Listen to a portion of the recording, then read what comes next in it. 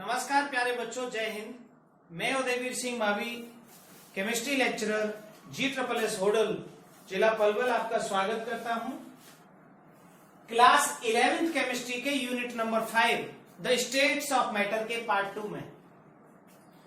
प्यारे बच्चों, पार्ट 2 में हम पढ़ने वाले हैं गैसियस स्टेट, और पार्ट 1 में हमने पढ़ा था इंटरमॉलिक्यूलर फोर्सेज और मैटर की तीनों स्टेट के डिफरेंसेस को, intermolecular forces and states of matter. प्यारे बच्चों, आज हम पढ़ने वाले हैं गैसियस स्टेट को, और गैसियस स्टेट में हम तीन चीजें पढ़ेंगे। सबसे पहले पढ़ेंगे इंट्रोडक्शन और कैरेक्टरिस्टिक ऑफ गैसेज, जो मैं पहले भी बता चुका हूं, लेकिन यहां थोड़ा सा आपको दोबारा से बताऊंगा। फिर हम पढ़ेंगे measurable property of gases. Measurable property of gases में हम गैसेज की 4 मेजरेबल प्रॉपर्टीज पढ़ेंगे। सबसे पहले होगा मास। मास को हम कैसे मेजर करते हैं गैसेज के। मास के बाद होगा second measurable property volume. Third measurable property जो काफी इंपॉर्टेंट भी है वो रहेगा pressure, and the fourth one is temperature. तो हम इन मेजरेबल प्रॉपर्टीज को आज पढ़ने वाले हैं। काफी इंपॉर्टेंट रहने वाला है आज का लेक्चर, क्योंकि जब हम गैसियस लॉज को पढ़ेंगे तो बहुत सारे जो केमिस्ट्री के लॉज हैं, केमिस्ट्री की कॉन्सेप्ट हैं, उनको अफेक्ट करेंगे मेजरेबल प्रॉपर्टी ऑफ गैसेज और गैसियस लॉज। और प्यारे साथियों, गैसियस लॉज में हम पढ़ने वाले हैं इन मेजरेबल प्रॉपर्टीज के बीच का रिलेशन, ये आपस में किस तरह रिलेट करती हैं। तो पहला गैसियस लॉ हमारा रहेगा बॉयज लॉ। बॉयज लॉ, और बॉयज लॉ जो है वो प्रेशर वॉल्यूम रिलेशन है कांस्टेंट टेम्परेचर पर। फिर हम पढ़ेंगे चार्ल्स लॉ,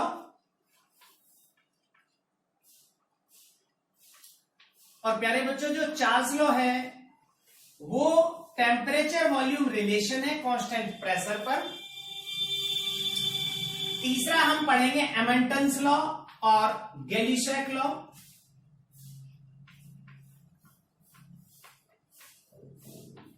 जो प्रेशर टेम्परेचर का रिलेशन है कांस्टेंट वॉल्यूम पर। चौथा हम पढ़ेंगे Avogadro law,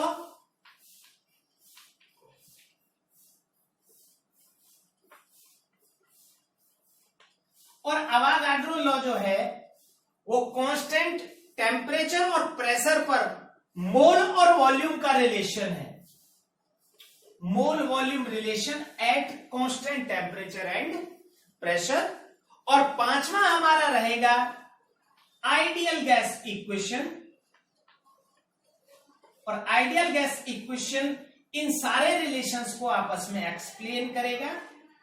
ideal gas equation हमारा होता है PV इक्वल टू nRT। काफी इंपॉर्टेंट है, बहुत ज्यादा यूज भी होता है। इसके अलावा 2 गैसियस लॉज और रहेंगे हमारे। एक रहेगा Dalton's law of partial pressures,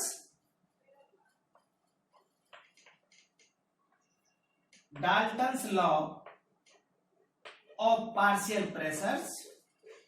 Dalton's law of partial pressure ये कहता है कि अगर 2 इमिसिबल गैसेज,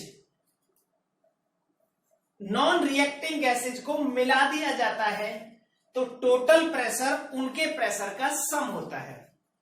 और एक रहेगा Graham's law of diffusion, Graham's law of diffusion. और यहां हम एक रिलेशन पढ़ेंगे, relation between molecular mass and density, जो कि होगा PM इक्वल टू DRT। तो ये मैंने ब्रीफ आइडिया आपको दे दिया है आज के सारे टॉपिक से रिलेटेड। अब सबसे पहले समझते हैं ये जो यूनिट्स है हमारी, जो मेजरेबल प्रॉपर्टी हैं, इनको हम किस तरह से मेजर करेंगे। प्यारे बच्चों, जैसा कि आप जानते हैं मास को हम डिनोट करते हैं एम से, और इसकी यूनिट्स हो सकती है ग्राम और किलोग्राम। मास को कैलकुलेट करने के लिए हम यूज करते हैं मोल कॉन्सेप्ट को। मोल कॉन्सेप्ट में हमने देखा था जो W अपॉन M होता है वो मोल होता है, mole N cap small N. W mass है और M ग्राम मॉलिक्यूलर मास है। तो W हमारा जो रहेगा mass is equal to gram molecular mass GMM into number of moles is equal to mass of gases. इस तरह से कैलकुलेट होगा। प्यारे बच्चों, दूसरी जो मेजरेबल प्रॉपर्टी है वो होता है वॉल्यूम। अब वॉल्यूम की छोटी या बड़ी बहुत सारी यूनिट्स होती हैं, लेकिन जो वॉल्यूम की मेन यूनिट है वो है लीटर, और 1 लीटर इज इक्वल टू होता है 1000 सेंटीमीटर क्यूब और इज इक्वल टू होता है 1000 ml। अब इससे बड़ी या छोटी बहुत सारी यूनिट हो सकती है, जैसे अगर मीटर क्यूब की जगह सेंटीमीटर क्यूब की जगह हम मीटर क्यूब लेंगे तो metre cube 1 metre cube is equal to होगा 1000 लीटर। ये इसकी यूनिट्स रहेंगी, इस तरह से मेजर होगा। प्यारे बच्चों, यूनिट्स को मैं इसलिए अलग अलग एक्सप्लेन कर रहा हूं कि अगर यूनिट बदल जाती है तो गैसेज की जो प्रॉपर्टी है वो भी चेंज हो जाती है। तीसरे नंबर पर आता है हमारा प्रेशर। जब हम गैसेज का बेसिक इंट्रोडक्शन समझेंगे कि व्हाट आर द गैसेज, तो गैसेज की एक स्पेशल प्रॉपर्टी आएगी, वो होता है प्रेशर। कैसे? इंट्रोडक्शन के दौरान मैंने डिफरेंसेस बताए थे आपको 3 स्टेट्स ऑफ मैटर के बीच में। जो गैसियस पार्टिकल्स होते हैं वो बहुत दूर दूर डिस्पर्स रहते हैं, बहुत दूर दूर। अब इनकी प्रॉपर्टीज क्या क्या है? सबसे पहली प्रॉपर्टी, उनके बीच में स्पेस बहुत ज्यादा होता है गैसियस पार्टिकल के, उनके बीच में फोर्स बहुत कम होता है। गैसियस पार्टिकल जो गैसेज होती हैं occupy all the volume of container in which they field, जिसमें वो भरी जाती है उस कंटेनर के सारे स्पेस को ऑक्यूपाई कर लेती है। लेकिन इसके साथ साथ एक प्रॉपर्टी और भी थी। वो प्रॉपर्टी ये थी कि gaseous particles are regularly moving, वो रेगुलरली मूव करते रहते हैं and they hits the wall of container, वो कंटेनर की वॉल को हिट करते हैं, और जिस कंटेनर की वॉल को वो हिट करते हैं they apply a force on the wall of container. जहां पर वो हिट करेंगे तो जो फोर्स लगेगा पर यूनिट एरिया वही होगा प्रेशर। तो इसको हम कैलकुलेट करेंगे, इसकी अलग अलग यूनिट्स को पढ़ने वाले हैं। उससे पहले मैं गैसेस की एक दो प्रॉपर्टी और आपको बता देता हूं। गैसियस पार्टिकल्स के बीच में स्पेस बहुत ज्यादा होता है, उनके बीच में फोर्स बहुत कम होता है। गैसियस स्टेट हाई एनर्जी की स्टेट होती है। Gaseous particles are free to move everywhere, वो जहां तक जा सकते हैं जाएंगे।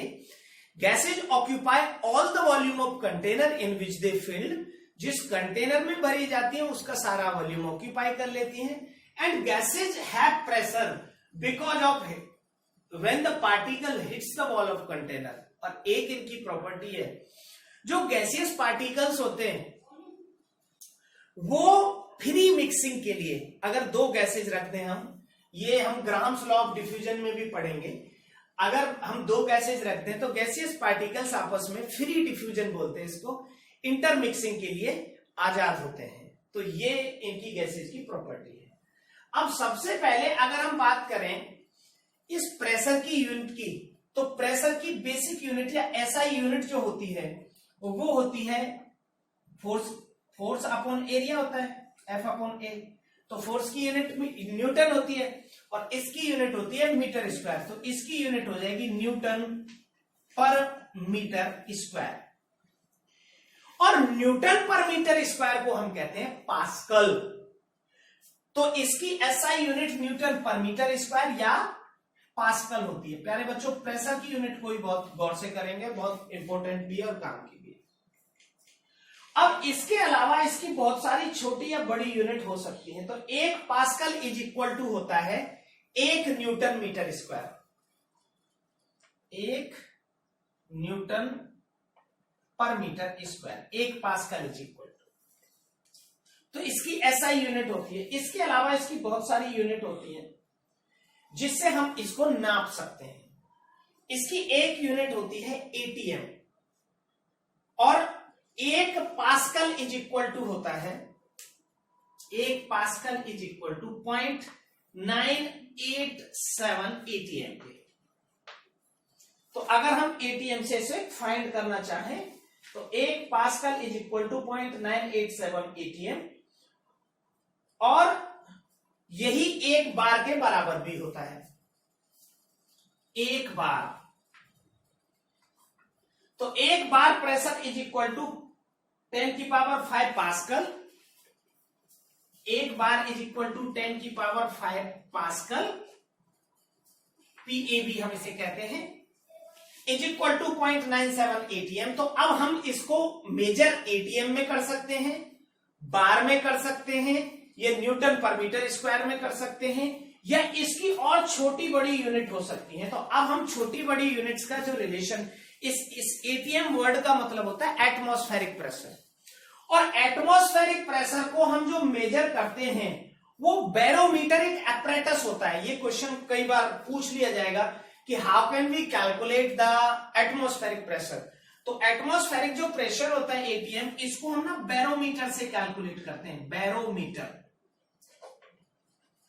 और अगर हम नॉर्मल प्रेशर की बात करें तो उसको हम मैनोमीटर से कैलकुलेट करते हैं, मैनोमीटर से। अब ये जो मैनोमीटर हैं ये 2 तरह के हो सकते हैं। एक होता है ओपन एंड, खुला हुआ मैनोमीटर, और एक होता है क्लोज एंड मैनोमीटर।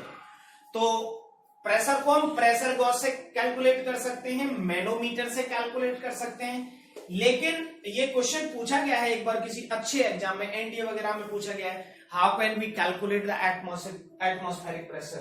तो एटमॉस्फेरिक प्रेशर को बैरोमीटर से कैलकुलेट करते हैं। एसआई यूनिट इसकी पास्कल होती है। 1 पास्कल 1 न्यूटन पर मीटर स्क्वायर के बराबर होती है, और 10⁵ pascal is equal to 1 bar होती है, जो 0.987 एटीएम के बराबर होती है। तो मैं एटीएम के साथ और बहुत सारी यूनिट्स को अभी मेंशन कर देता हूं, और फिर हम बढ़ेंगे आगे। तो प्यारे बच्चों, अभी एटीएम के साथ प्रेशर की और यूनिट्स का हम रिलेशन पढ़ेंगे। जो एटमॉस्फेरिक प्रेशर है, हमने उसको एटीएम में कैलकुलेट किया with the help of barometer. तो अभी हम एक एटीएम किसके बराबर हो सकता है इसको समझेंगे। एक एटीएम 760 mmHg के बराबर होता है। जो बैरोमीटर होता है उसमें मरकरी भरा रहता है, उस मरकरी का लेवल होता है, उसको mm में मेजर करते हैं। तो 760 mmHg जब आ जाए तो वो एक एटीएम प्रेशर होता है, और 760 mmHg का मतलब 76 सेंटीमीटर Hg हो सकता है, और इसी का मतलब हो सकता है 760 टॉर्क, 760 टॉर्क। तो इसके अनुसार mmHg और टॉर्क दोनों एक ही चीज है, और ये 14.7 psi भी हो सकता है, 14.7 psi, और इसी की वैल्यू इक्वल हो सकती है 1.01325 1.10325 बार के बराबर, 1.01325 बार के बराबर हो सकती है, और 101.325 किलो पास्कल के बराबर हो सकती है। किलो पास्कल, इसमें 1000 का मल्टीप्लाई और कर दो, किलो पास्कल का मतलब 1000 होता है। तो यहां पर पॉइंट आ जाएगा और ये हो जाएगा 101,325 पास्कल के बराबर भी होती है यही वैल्यू, और 101,325 न्यूटन पर मीटर स्क्वायर के बराबर होती है। तो प्यारे बच्चों, इस तरह से हम फाइंड कर सकते हैं प्रेशर को अलग अलग यूनिट्स में, लेकिन इसकी एसआई यूनिट यही 3 रहेंगी। पास्कल में लिखें, किलो पास्कल में लिखें, न्यूटन मीटर स्क्वायर में लिखें। और जब हम छोटी यूनिट की बात करेंगे तो स्मॉल जो यूनिट होगी वो एटीएम इसकी रहेगी, और एटमॉस्फेरिक प्रेशर को कैलकुलेट किया जाएगा with the help of barometer. ठीक है, अब हमारी चौथी मेजरेबल प्रॉपर्टी है वो रहेगी temperature.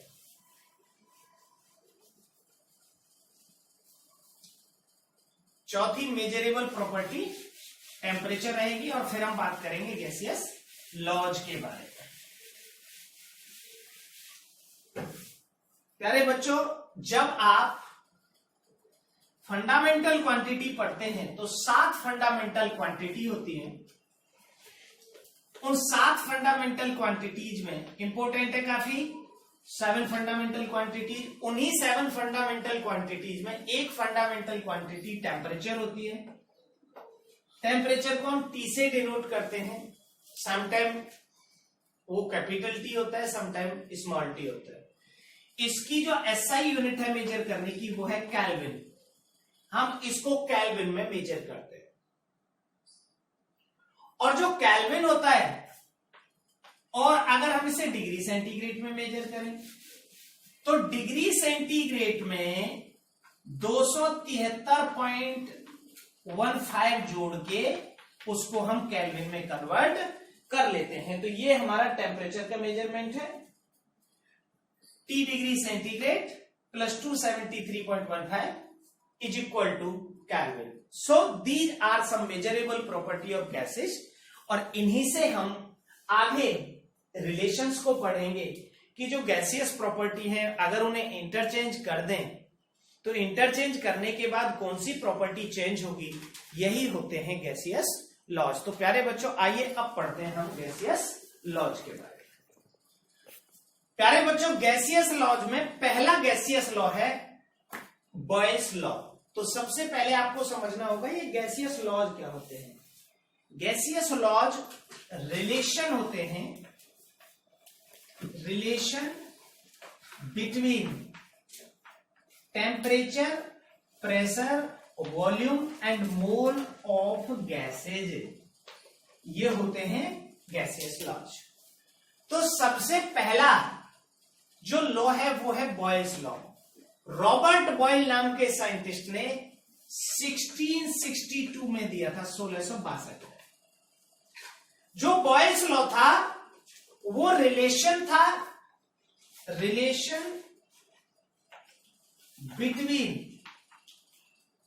Pressure and volume at constant temperature.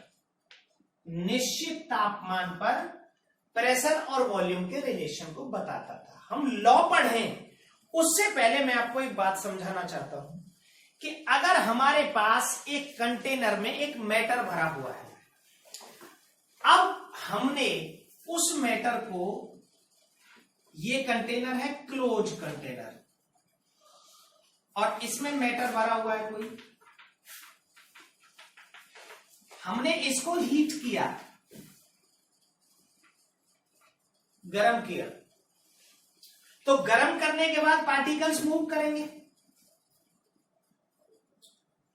Particle move करके प्रेशर को बढ़ाएंगे, वॉल्यूम को बढ़ाएंगे, तो बहुत सारी प्रॉपर्टी चेंज होती है।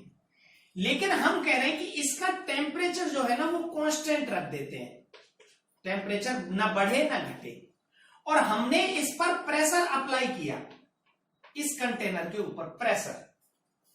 अब जो पार्टिकल, गैसेज के पार्टिकल क्योंकि दूर दूर होते हैं, वो घूमते रहते हैं, तो when we apply the pressure वो पार्टिकल्स नजदीक आएंगे, और जैसे ही पार्टिकल क्लोज आएंगे एक दूसरे के, तो उनके बीच का फोर्स ऑफ अट्रैक्शन बढ़ेगा। जब फोर्स ऑफ अट्रैक्शन उनके बीच का बढ़ेगा तो उनका जो वॉल्यूम है वो कम हो जाएगा। अब क्योंकि वॉल्यूम कम हो रहा है तो वॉल्यूम कम होने की पहली कंडीशन होती है टेम्परेचर का डाउन होना। अब क्योंकि हम चाहते हैं टेम्परेचर डाउन ना हो तो उसके बदले में उतनी एनर्जी हमें बाहर निकालनी पड़ेगी। तो when we apply the pressure on gases at constant temperature their volume decreases। मान लो ये वॉल्यूम ए कंडीशन में था और ये वॉल्यूम हो जाएगा बी कंडीशन में when we apply the pressure। तो ये जो बॉयल्स लॉ था ये कहता था the volume of gas is inversely proportional to pressure applied on gas। 1/P के इनवर्सली प्रोपोर्शनल होता है। P को इधर ले जाओ तो ये हो जाएगा PV is equal to constant. तो P1 V1 is equal to P2 V2 और P1 upon P2 is equal to V2 upon V1। और अगर हम इनके बीच इन सारे रिलेशंस के बीच या तो PV और V के बीच में या P और V के बीच में अगर ग्राफ प्लॉट करते हैं तो वो अलग अलग तरह के ग्राफ आएंगे। तो प्यारे बच्चों बॉयल्स लॉ यही था कि प्रेशर बढ़ाने पर गैस का वॉल्यूम घट जाएगा अगर हम टेम्परेचर को कांस्टेंट रखें तो। अगर टेम्परेचर को कांस्टेंट ना रखें तो वो आगे बढ़ेंगे हम। इसके ग्राफ में सबसे पहला प्रेशर और वॉल्यूम का ग्राफ हम देखेंगे। तो प्रेशर वॉल्यूम के ग्राफ में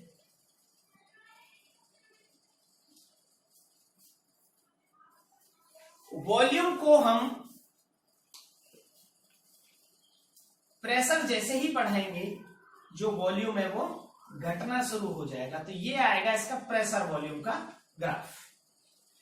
और अगर हम पीवी और वी का ग्राफ खींचे ये वाला पीवी और वी का तो पीवी और वी का ग्राफ कांस्टेंट आएगा और जो कांस्टेंट ग्राफ होता है वो स्ट्रेट लाइन होता है।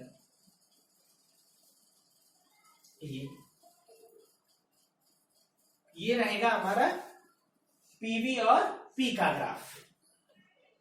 प्रेशर बढ़ाने पर पीवी कांस्टेंट रहेगा, कोई उस पर फर्क नहीं आएगा।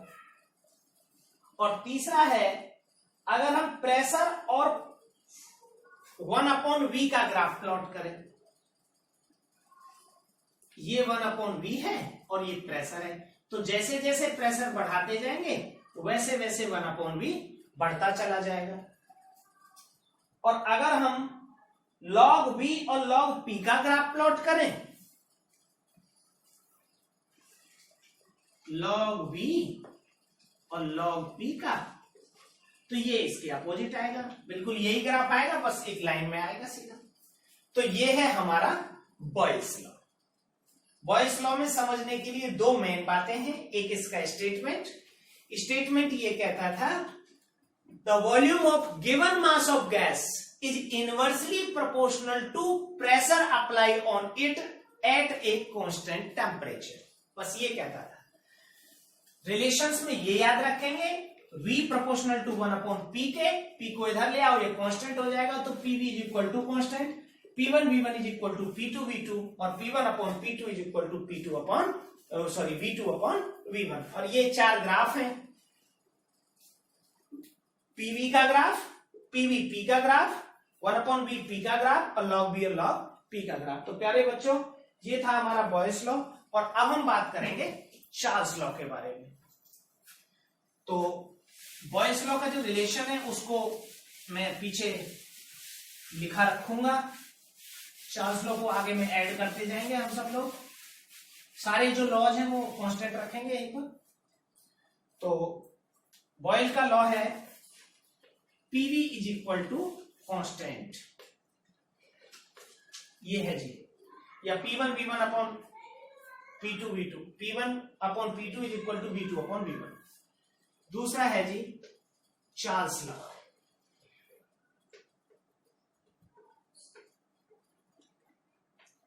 अच्छा एक चीज और, जो ग्राफ हमने प्लॉट किए थे कांस्टेंट टेम्परेचर के, कांस्टेंट टेम्परेचर के ग्राफ को हम आइसोथर्म कहते हैं।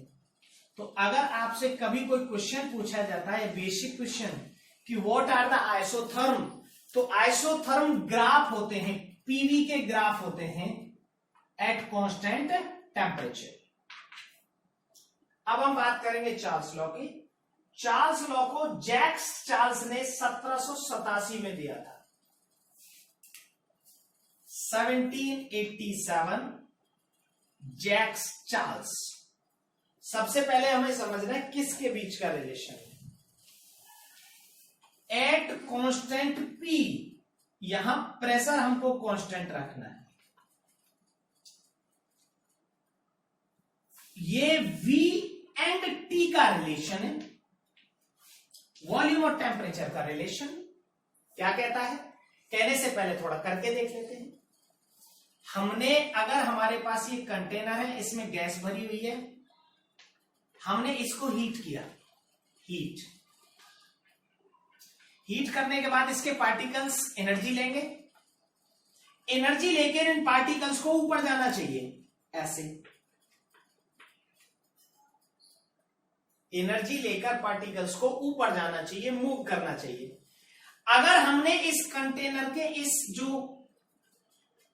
इसका एंड है, अगर इस एंड को एक्सटेंड ना किया हमने, मतलब हमने जो ढक्कन है इसका, जहां से बंद है, अगर वो बहुत प्रेशर के साथ बंद कर रखा है, जैसे हमने हीट किया, पार्टिकल्स एनर्जी लेंगे, पार्टिकल एनर्जी लेकर ऊपर जाने की कोशिश करेंगे, ऊपर जाने की कोशिश करेंगे। आपने उस पर और वजन रख दिया, जो ढक्कन था उसका, तो उसके अंदर प्रेशर बढ़ जाएगा, लेकिन वॉल्यूम कांस्टेंट रहा। हम कह रहे हैं कि प्रेशर बढ़ना नहीं चाहिए, कांस्टेंट रहना चाहिए। तो कांस्टेंट रहने में उसी रेशियो में, जिस रेशियो में आप टेम्परेचर बढ़ाएंगे, उसी रेशियो में उसका वॉल्यूम बढ़ता चला जाएगा। अगर आपने इसका टेम्परेचर राइज किया तो आफ्टर सम टाइम इसका जो वॉल्यूम है वो इतना, मतलब बढ़ के ज्यादा हो जाएगा। अगर हम प्रेशर कांस्टेंट रखते हैं, तो यही कहता था चार्ल्स का law, at constant pressure the volume of given mass of gas is directly proportional to temperature of it.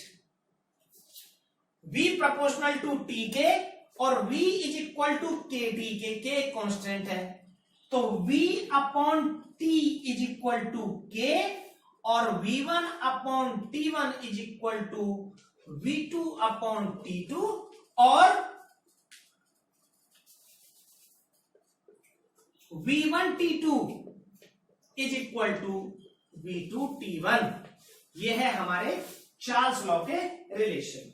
और ये 273 के रेस्पेक्ट में प्रेशर बढ़ेगा, तो 273 के रेस्पेक्ट में जो आएगा ये 1 ऐसे कह सकते हैं, मैं बताता हूं। नॉर्मल जो टेम्परेचर होता है वो 273 होता है।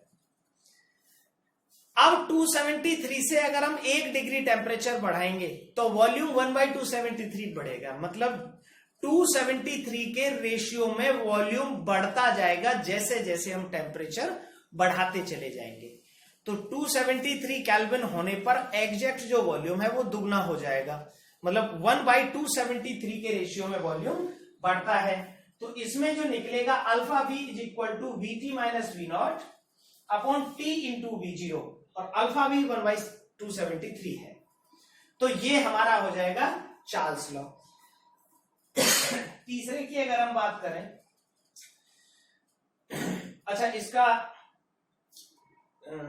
ग्राफ अगर हम प्लॉट करेंगे V और T के बीच में, कांस्टेंट प्रेशर पर V और T का जो ग्राफ है वो इस तरह से आएगा, जिसको हम आइसो बार बोलेंगे, क्योंकि ये कांस्टेंट प्रेशर पर है, तो कांस्टेंट प्रेशर के ग्राफ आइसो बार बोले जाते हैं। ठीक है, तो ये हमारा सेकंड लॉ है।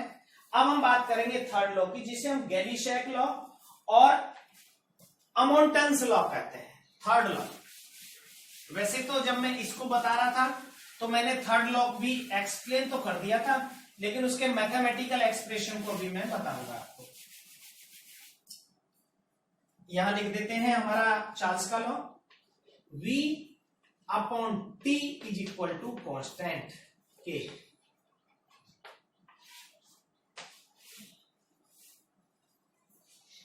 तीसरा है जी गैल्यूसैक और अमॉन्टन्स लॉ।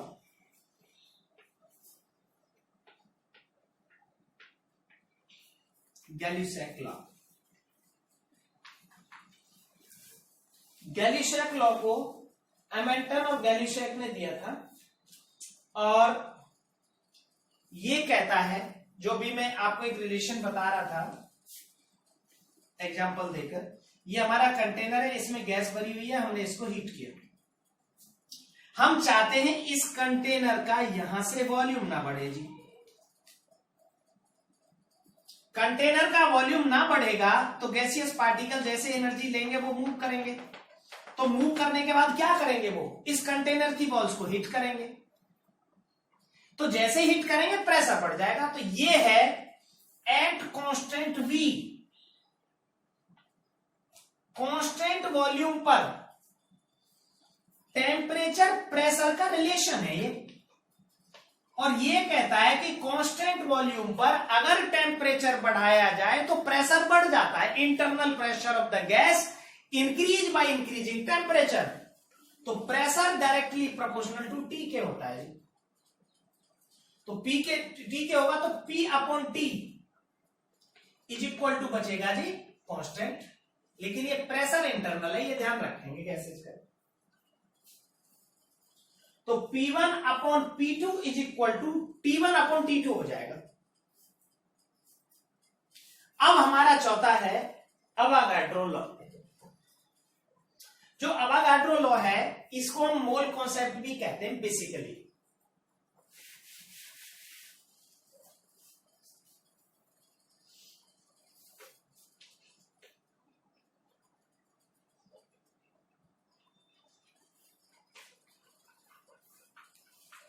अवागाड्रो लॉ ये कहता है कि at constant temperature and pressure, दोनों कांस्टेंट हो, वॉल्यूम एंड मोल का रिलेशन है ये। और ये कहता है volume of a gas is directly proportional to number of mole at STP, standard temperature pressure. और वो वॉल्यूम होता है 22.4 लीटर एसटीपी पर।